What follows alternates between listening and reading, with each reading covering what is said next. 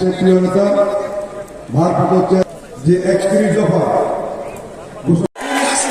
বাংলাদেশে নিয়ে এসে প্রয়োজনে তাকে সর্বোচ্চ শাস্তি যেটা রয়েছে বাংলাদেশের আগে সেটি তাকে দিতে হবে এবং এর সাথে জড়িত যাই সকল সরকারি কর্মচারী কর্মকর্তা আইনের লোকজন জড়িত ছিল সবাইকে খুঁজে বের করতে হবে। এই সরকার যদি না পারে আগামীতে আমরা এসে সেটা করব এবং তাদের শাস্তি আমরা বাস্তবায়ন করবো ইনশাআল্লাহ। দফা পড়ে অর্থনৈতিক সংস্কার কমিশন গঠন। একটি অর্থনৈতিক সংস্কার কমিশন গঠন করা হবে।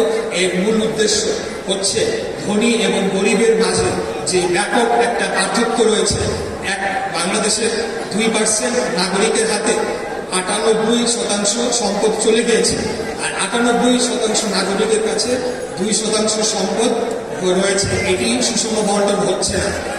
গরিব দিনে দিনে আরো গরিব হচ্ছে, আর যারা ধনী তারা দিনে দিনে আরো কোটি কোটি হাজার হাজার কোটি টাকা বানাচ্ছে। এটিতে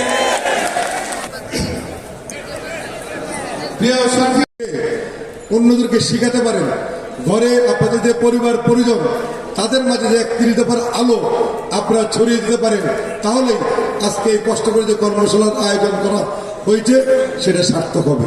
আমরা আশা করি আপনাদের মাধ্যমে এই কর্মশালার বিষয়বস্তু ঢাকা মহানগরী সহ সারা বাংলাদেশের মানুষের কাছে আমরা পৌঁছে দেব ইনশাআল্লাহ। হাসিনা যা চেয়েছেন তিনি তাই করেছেন। প্রিয় বন্ধুরা, আমাদের দলের নেতা রফিক মজুমদার, তকদির আলম সহ অনেক সহযোগিতাকে গুম করেছেন, খুন করেছেন, তাদের হত্যার বিচার আমরা আজও করতে পারিনি। তারা কোথায় আছেন সেই বিষয় এখন আমরা স্পষ্টভাবে বলতে পারি না। এইভাবে দেশের একটি রাষ্ট্রীয় ব্যবস্থাকে সেদিন এই শেখ হাসিনা ধ্বংস করেছিল। আজকে 31 দফায় সর্বপ্রথম এই জনগণের সেই হারিয়ে যাওয়া অধিকার, হারিয়ে যাওয়া গণতান্ত্রিক যে অধিকার সেটাকে পুনঃপ্রতিষ্ঠার জন্য আমাদের দলের ভারপ্রাপ্ত চেয়ারম্যান এই 31 দফার মধ্যে সর্বপ্রথম এই দফাটিতে লিপিবদ্ধ করেছেন। আমরা চাই আগামী দিনে যে সরকারি আসুক সেটি জনগণের কাছে জবাবদিহিতা করবে। মানুষের গণতান্ত্রিক যে অধিকার সে অধিকারকে প্রতিষ্ঠা করে একটি সুন্দর বাংলাদেশ প্রতিষ্ঠা করবে, যেই বাংলাদেশের স্বপ্ন দেখেছিলেন আমাদের প্রতিষ্ঠাতা শহীদ রাষ্ট্রপতি জিয়াউর রহমান। রাষ্ট্রপতি কাঠামো মেরামতের যে চিন্তা সামনে দেওয়া হয়েছে, আজকে এই সরকার বলছেন যে সংস্কার করবেন। আমি বলবো যে বিএনপি তারেক রহমানের প্রণীত 31 দফার মধ্যে আপনাদের সমস্ত সংস্কার হয়ে গেছে। আপনারা এই 31 দফা থেকে সাহায্য নিন, দেখবেন যে আপনাদের সংস্কার কাজ খুব তাড়াতাড়ি সম্পন্ন হয়ে গেছে। ছেলেরা নাকি চাঁদাবাজি করে বলে না? আচ্ছা, এই যে চাঁদাবাজ শব্দটা কি এর নতুন আসছে নাকি?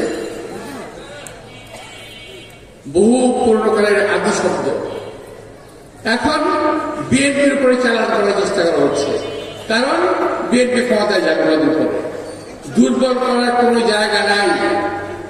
আমাদের নেত্রী, দেশ নেত্রী বেগম খালেদা জিয়া এই দেশকে তিনবার এই দেশের প্রধানমন্ত্রী ছিলেন, কোন বদনাম হয় নাই। আমাদের নেতা জিয়াউর রহমান এই দেশের স্বাধীনতার ঘোষণা দিয়েছিলেন, স্বাধীনতা যুদ্ধ করেছিলেন, এই দেশকে স্বাধীন করেছেন। অনেক সুনাম কামিয়েছিলেন বিশ্বব্যাপী।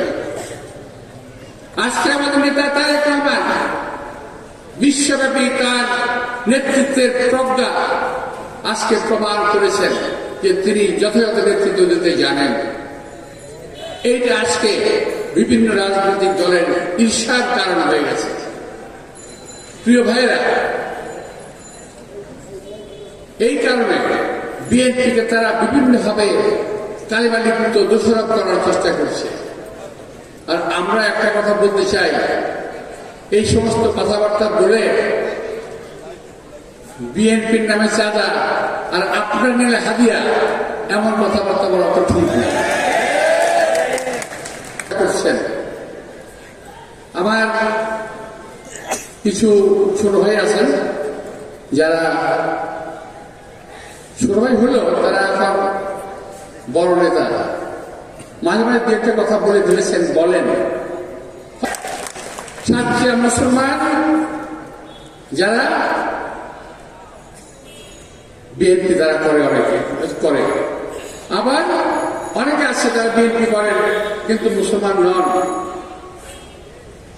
কিন্তু তারাও তাদের ধর্ম পালন করে। ভাইরা, বিএনপিকে অযথা দোষারোপ করবেন না। হ্যাঁ, বিএনপি আলোচনা করেন, সমালোচনা করেন, সত্যি কথা বলেন, কোনো সমস্যা নাই, কিন্তু মিথ্যা দোষারোপ করলে ইনশাআল্লাহ এটা মানুষ গ্রহণ করবে না।